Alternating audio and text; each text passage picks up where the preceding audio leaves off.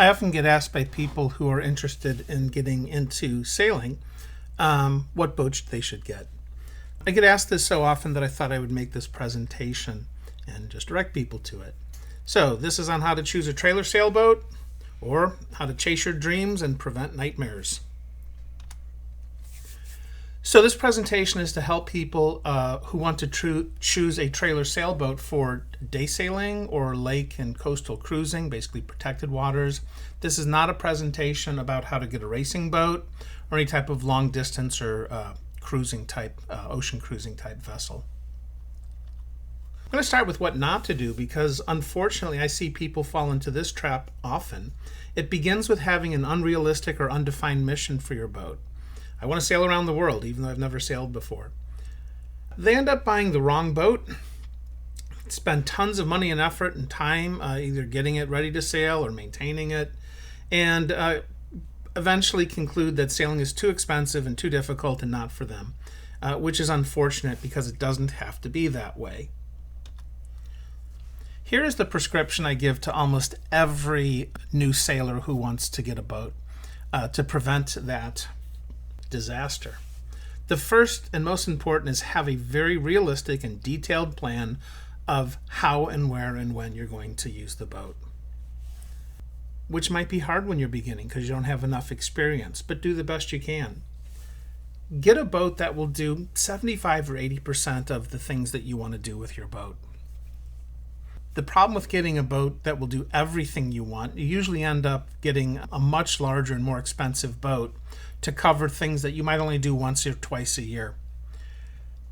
So instead, get the boat that will do 75, 80% of what you want and do that a lot. You may find that that's all you want to do. But if you still have other needs that your boat doesn't meet, you need a bigger boat, well, go ahead and charter one for the few times that you need it, maybe a week cruise in the Caribbean, and you can go to different places. This is for almost everyone the correct prescription for sane boat ownership.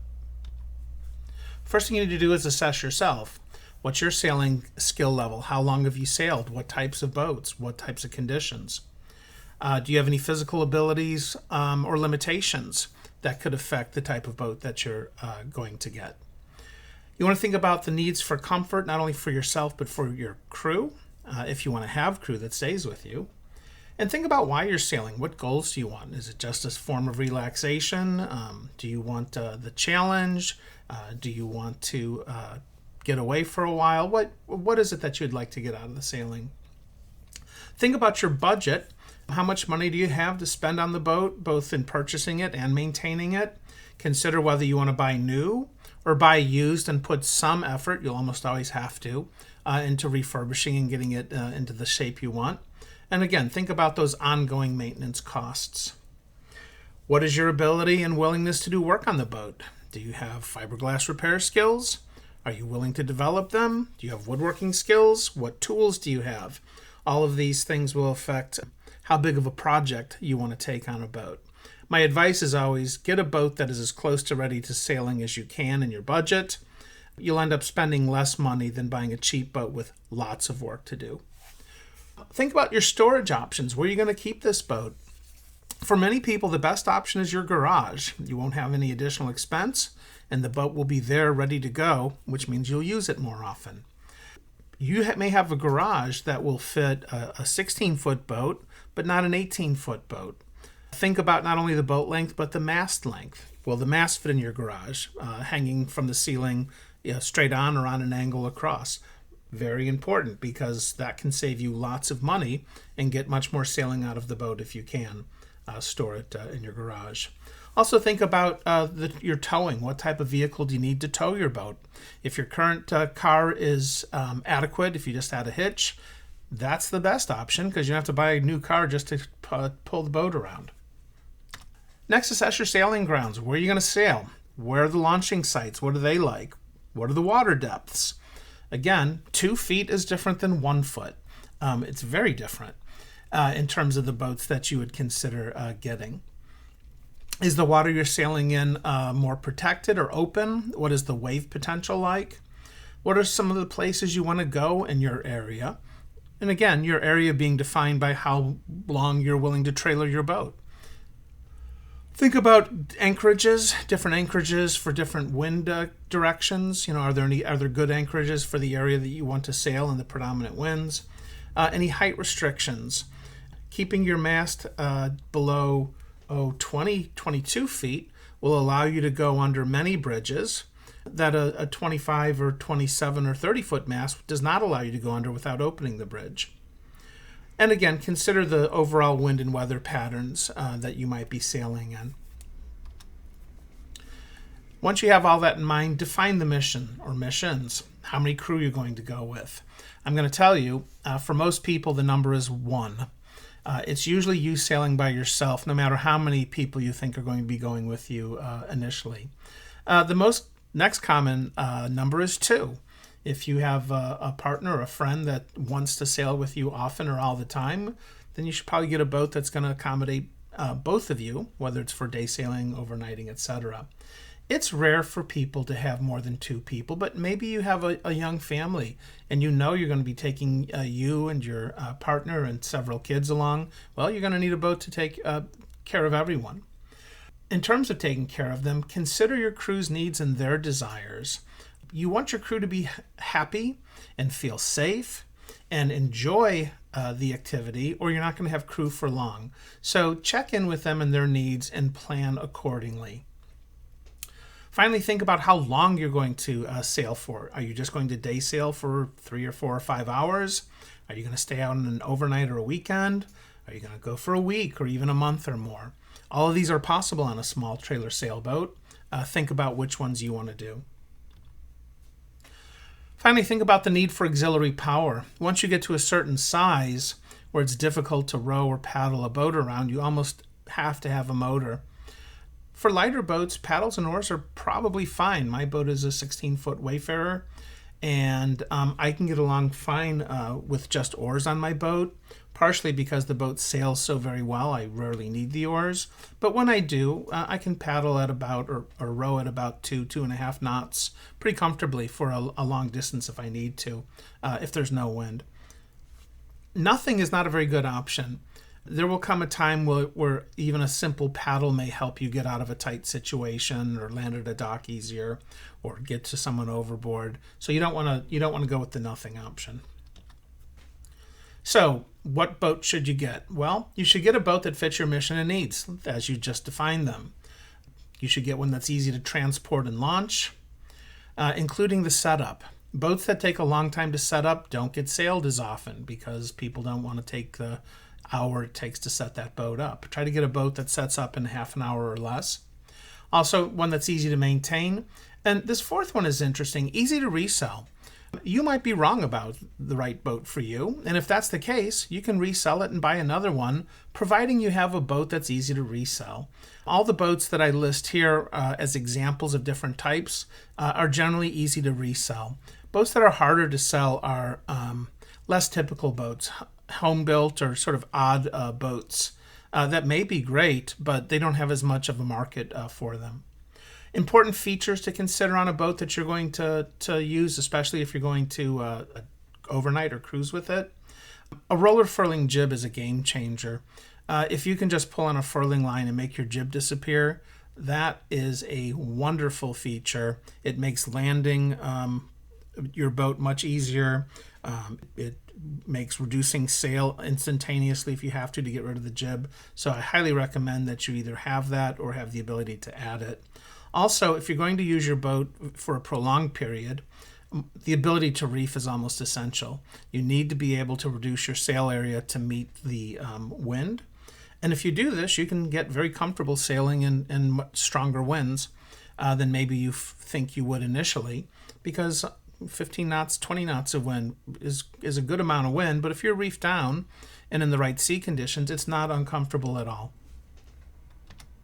So, with all that in mind, let me go over some types of boats that you can consider and the pros and cons of them. And again, I'm giving some examples of each. These are good examples. They're not the only good examples, but they wouldn't be a bad starting point for many people. So the first type we're going to look at is a shoal keel with no centerboard. So this type of boat's got a little shoal or stub keel on the bottom and nothing else that comes out. Two examples here, the Compact 16 and the Precision 165, fit this category. The pros of this type of boat is they're more stable because they have a ballasted keel. There's some weight underneath you. They're easier to maintain because there's no centerboard with cables and pivots, etc. to go bad and to take care of. And they're usually a little bit more comfortable, not only in their motion sailing, but they tend to have little cabins on them that you can sleep in for short trips or to get out of the rain. Cons are the slightly deeper draft. These are usually 12 to 24 inches. And in a shallow water area, like where I sail here in Florida, 16, 18 inches, which I think these two boats are, is very different than 8 inches, with a board and rudder up, which is what my boat is. I can go to places with my boat that I would not go with these other boats. Another con is they're usually poor windward performers. With just that little stub keel, they will go upwind, but usually not as well as a boat with a keel centerboard combination or just a centerboard or ballasted board. You're probably going to have a motor with a boat like this. Because of their size and weight, they probably will not row very well, so you will need a motor. But many people cruise on these types of boats. They're not that expensive, and they're a good choice if they fit your needs. Next, we're going to look at is the combination Shoal keel with centerboard. Examples of this are the Montgomery 15 and 17, the Precision 18, Compact Suncat, and I've also got up here, the last one is a Precision, it is the Precision 18. But on the bottom picture, you can see the centerboard coming out. So these boats, again, have the stub keel like the previous model, so they can get in as shallow water as those can.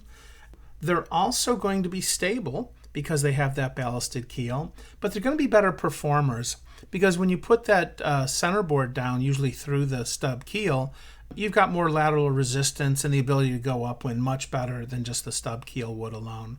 So these are a nice compromise. If they fit the depth requirements that you have for your sailing area, they're not a bad choice at all.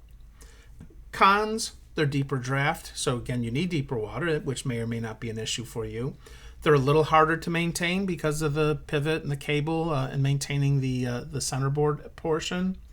And they're a little bit more difficult to launch and retrieve, but just as difficult as the stub keels alone, because when the centerboard's up, they're just like the stub keels. The next type is the swing keel. And we call this, they look like centerboarders, but they call it a swing keel because it's a ballasted board. It has some weight in it. Sometimes a little, like 50 or 60 pounds, and sometimes a lot, like several hundred pounds. Examples of this are the Sanibel 18, the Siren 17, Mariner 19, West White Powder 19. There's a bunch of boats like this. And they're a very good choice if you are in shallow water and need a little bit comfort and size. These boats, the draft on them is only a little bit more than a plain centerboarder. So where a centerboarder might draw 6 to 8 inches, these might draw 8 or 9 inches. They're stable, the shallow draft is good, and they have good performance. They perform very well as a rule. The cons, the swing keel, so there's going to be some maintenance. Otherwise, they're good choices. The last category is what I sail, a centerboard boat which is unballasted. Mine is just a wooden centerboard that pivots down through a trunk. Examples of this are the Wayfarer, Sea Pearl 21, Picnic Act, Precision 16. Again, these are all good examples of centerboarders. The pros is they're easy to launch and retrieve because they're lighter weight. They tend to have good performance because of their lightweight and relatively big centerboards, or lee boards in the case of the Sea Pearl. They have the shallowest draft of the boats that can go to windward at least. You might not need a motor on them, like I don't use a motor. Usually paddle and oar can be sufficient, but you can still put a small motor on there, a small 2 horsepower gas or an electric motor. And they're easier to maintain. Everything is smaller and lighter and cheaper on them. The cons in them are stability is number one for beginners especially. These boats are easier to tip over. So you should know that and know how to keep them upright. But if they do tip over, you should know how to right them and get them sailing again. How easy it is to do that is hard to know unless you read up on the boats. But that's an important issue. Some boats do not recover very well at all from a capsize or a knockdown. They're not considered as comfortable of sailors. Often you're sitting on top of the boat, not in it. But some boats, like the Picnic Cat, you're definitely inside the boat, and they're very comfortable. And comfort at anchor. Normally, if you're going to cruise on these, you'll require a cockpit tent because there's not a built-in cockpit on most of these boats, and not one that most of you could fit into. Now, personally, I don't think that it's a big deal for me because with a cockpit tent, I have a cabin area much bigger than the cabins on these smaller boats. But you do have to set the tent up and take it down, which is a little bit more effort if you're cruising. Anyway, there's some examples of the different types of boats. Again, which one should you get? You should get the one that fits your needs, your budget. And again, if you change your mind, it doesn't, you should resell it, and with the knowledge you gain, buy a better boat the next time. All right, I hope that helps you. I hope to see you out on the water, and good luck on your hunting for the right boat and eventual purchase.